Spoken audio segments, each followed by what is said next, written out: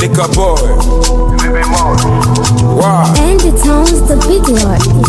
Blow you one pa. Wow. As I enter for this place, I no come to look who face. If you went talking money, brother, pick on your space. Who don't pick, whether you like am or hate. Onye tete put you to ya whether money go late. So they to back on over. When I chetan and doka, life will no get it duplicated. Be careful, brother. But we go still the hustle man until we cross the border.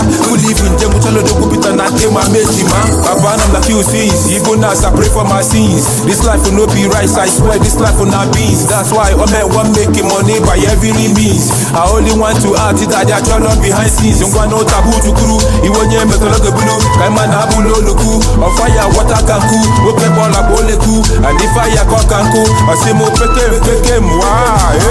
Fulani herdsmen is the problem. But now we they got accused. Kill like for free terrorists. Now power you got used. The unity of this nation. Now there to pay the dues. The structure of